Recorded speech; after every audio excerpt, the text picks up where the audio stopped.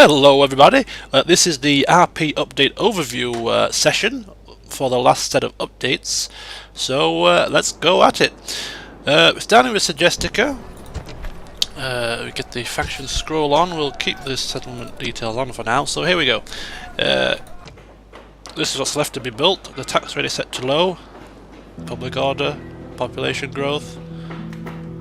These are the buildings left to build, and here is a public order population growth situation with squalor, distance to capital unrest, and income situations there as well. Alright. So that's Suggestica. We move down to Salonia. Currently has no governor now because Decimus Saladus Factionaire has gone to support the war with the Macedonians.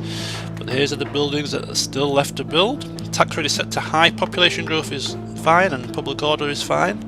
And there's the practice range. And looking at the settlement details, we've got plenty of growth. And there's public order, a bit of unrest in there. Tax penalty and squalor as well. Oopsie daisy. So that's Salonia. Then we move down to Tarentum, the capital. Vibius the Wrathful, 54. I wonder why he's so wrathful. A lot of retraining work needs doing there. We'll do that next time. But these are the buildings left to build. Very high tax rate. Population growth set to 2.5. Public order's fine. But look at the squalor. I don't think there's anything else we can do about it. We've got the highest BAS possible. Tax penalty is quite high, but it's still just about bearable, I imagine. So that's Tarentum. Croton. Hey, we get some gains now. Very high tax rate. Aulus Brutus 58, faction leader. There is the population growth, public order. Building work still left to do. And here is your settlement details. Okay, moving swiftly on to Apollonia. Cassius Brutus, governor, high tax rate, public order and population growth seem to be fine. And here we see the settlement details. Moving on to Thurman. Culture penalty. Interesting. Yes, nothing to build. Population growth is required. Hence the low tax rate, so it's just a case of waiting patiently. Sparta. Normal tax rate, yearly gains, retrain some peasants, population, public growth, etc.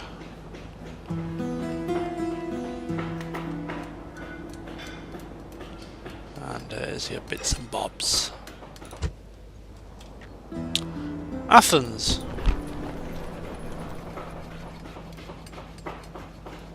Low tax rate, population growth, public order just about bearable. Massive hit to culture penalty, which I'm sure our temples will eventually convert to populace, but it will take a bit of time. Indeed it will. We look to Kydonia, which is perfectly fine. Nothing else to construct there. And last but not least, Rhodes. Bit of a squalor problem. Maybe starting to build up with a culture penalty. Distance to capital, something else that also factors into the public order. Low tax rates, there's the stats, and finally the building work required. So that's the settlements as they stand. With regard to our agents, we have Mr. Noble Master Pius Tullus here, about to go down to the Egyptians for some more map information, which we didn't get last time, just to see how many lands they have got, because apparently they're close to victory, which is kind of bizarre. But anyway, diplomat up there, keeping an eye on the situation between the Macedonians, the Thrace and the Dacians, and another one all the way over here in sunny climes, going down to talk with the Carthage. Noble Master, your honor. There they are. All will be done in the next part, of course. Which leaves us then to our armies.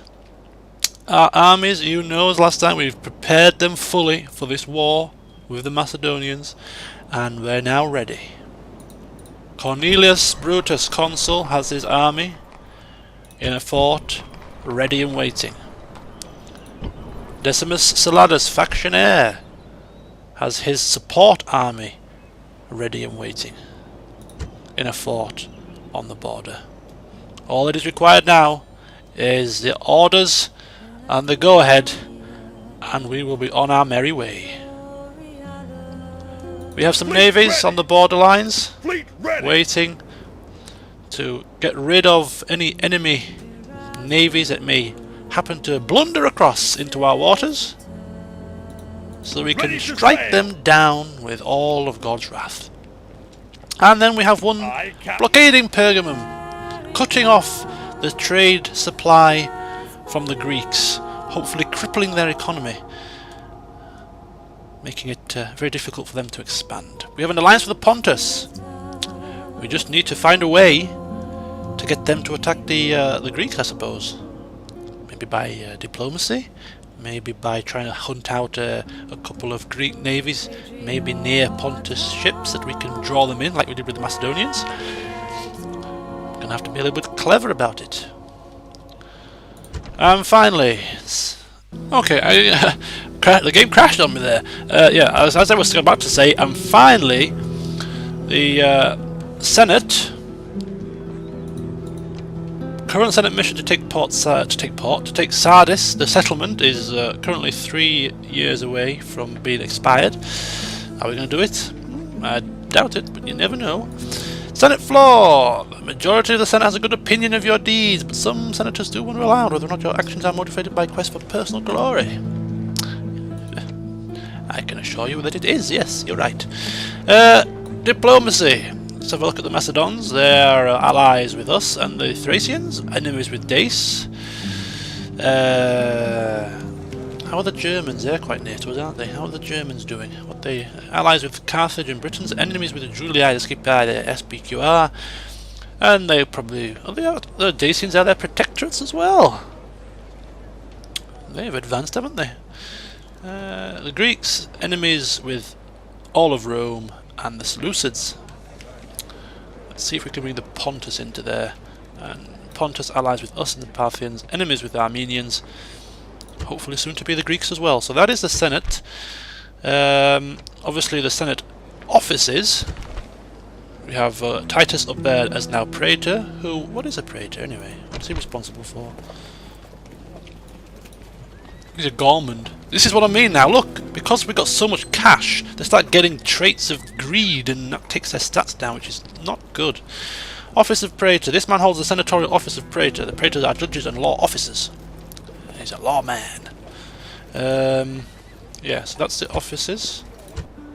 The family tree. Where is that? There we go. We've got a few sons coming of age soon. Decimus Saladus, son of Decimus Saladus, funnily enough. Quintus Brutus. Gaius has just been born as well. Got one there. Augustus, son of Aulus, the youngest son. He's aged 7. A few more.